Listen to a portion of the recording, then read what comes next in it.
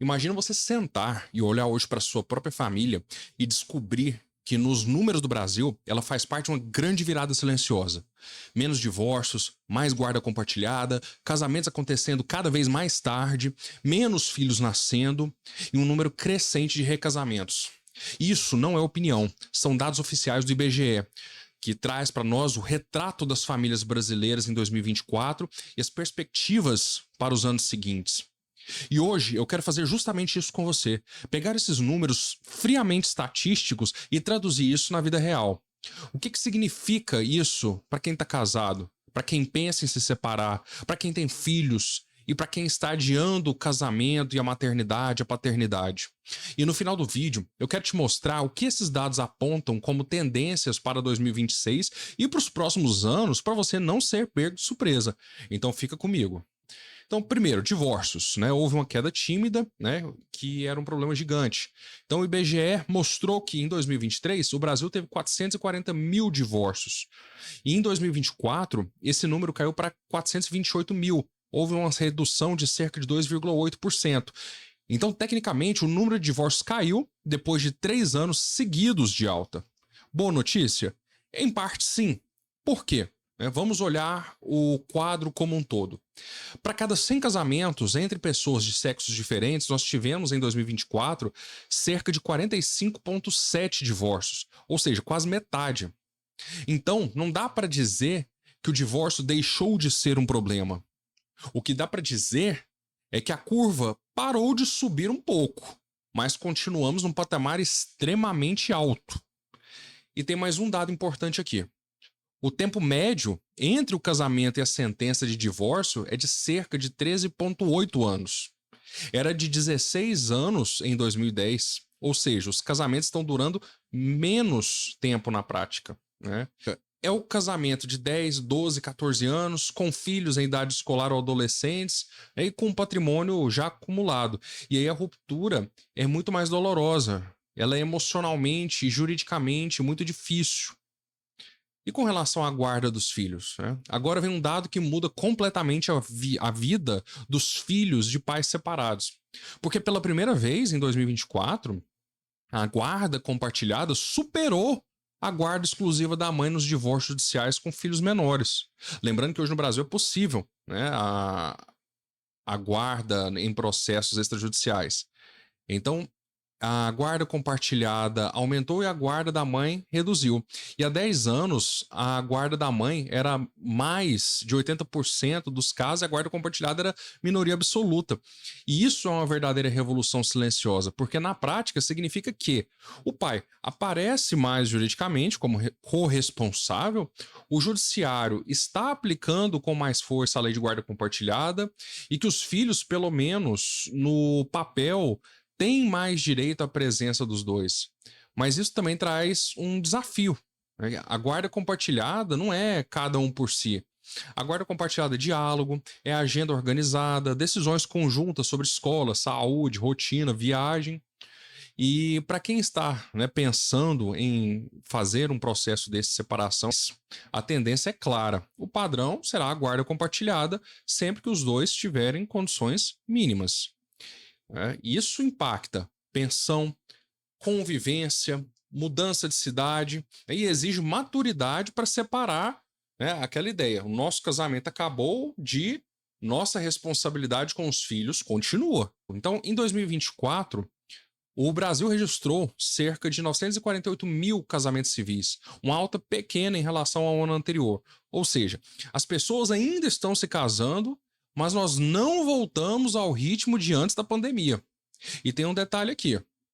Uma fatia enorme desses casamentos envolve pelo menos um cônjuge divorciado ou viúvo. Ou seja, os recasamentos vêm crescendo. O que isso quer dizer? Que a família tradicional, que nós conhecemos como pai, mãe e filhos, convive cada vez mais com famílias reconstruídas. E agora temos, né, enteados, meio-irmãos, vários vínculos de parentesco. Isso torna a vida patrimonial e sucessória extremamente complexa. Lembra daquela família simples de manual? Pois é, a realidade de 2024, né, e agora 2025, e principalmente para frente 2026, vai ser muito diferente. Outro ponto fundamental. A idade média para casar está subindo. A idade média para ter filhos também. As pessoas estão estudando mais, entrando mais tarde no mercado, adiando decisões de casamento e maternidade, né, e a paternidade também. E, ao mesmo tempo, o número de nascimentos vem caindo ano após ano. Menos filhos e filhos mais tarde. E isso mexe com tudo. Com a estrutura das famílias, com a rede de apoio, com o futuro da Previdência, que é um grande problema no Brasil, e com a solidão lá na frente. E o que tudo isso aponta para 2026 e os próximos anos? Aqui não é adivinhação, é ler a tendência. Se nada muito extraordinário acontecer, o que esses dados indicam para 2026? Então, primeiro, o divórcio deve continuar alto. Talvez sem explosões, mas num patamar ainda muito elevado. Isso significa que qualquer pessoa que pensar em casar nos próximos anos precisa levar a sério a preparação, o diálogo sobre finanças, filhos, fé, rotina e até o regime de bens, porque o risco de ruptura continua grande. Segundo, a guarda compartilhada deve se consolidar como regra. Em 2026 é bem provável que a guarda compartilhada seja maioria, com folga. Casos de guarda exclusiva sejam exceção ligada a situações muito graves, como violência, abandono, alienação parental.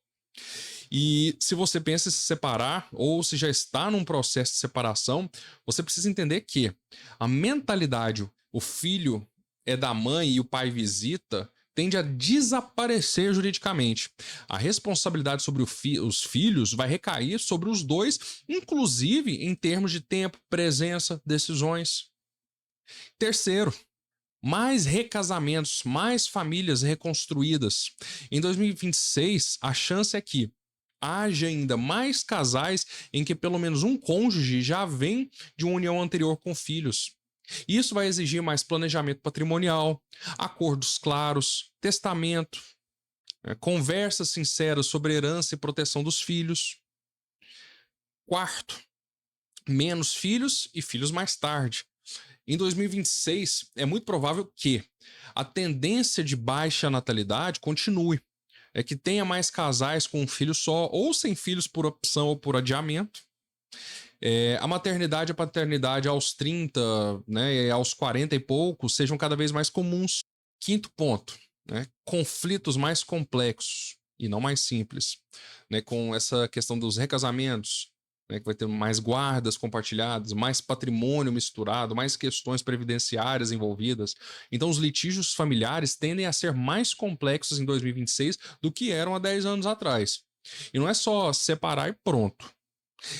Empresa no meio, são imóveis, filhos de uniões diferentes, pensões cruzadas, decisões judiciais com impacto em várias casas.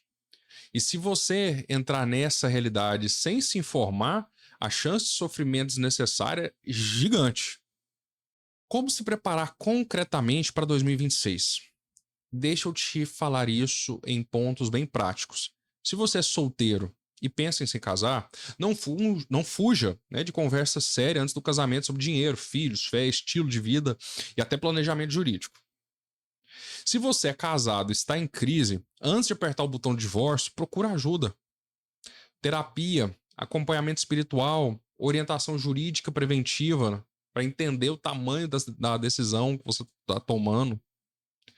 Se você já está se separando, entenda que a guarda compartilhada não é modinha, é uma tendência consolidada. E se prepare emocionalmente e juridicamente para isso. Se você está na segunda união ou pensa em recasar, se informe sobre o regime de bens, testamento e a proteção dos filhos de uniões anteriores. O improviso hoje pode virar um problemão daqui a alguns anos para você. Se você ainda não decidiu sobre ter filhos, olhe para sua história com sinceridade. Nem tudo dá para ficar adiando indefinitivamente, né? Sem custo emocional e biológico também. Então, os números de 2024 não são só estatística, eles são um espelho, né? Um espelho da forma como a gente está amando, se separando, recomeçando, tendo filhos ou deixando de tê-los. E tudo indica que em 2026 né, para frente, esse cenário não será mais simples, será mais intenso, mais complexo. E a diferença vai estar em quem? Em quem?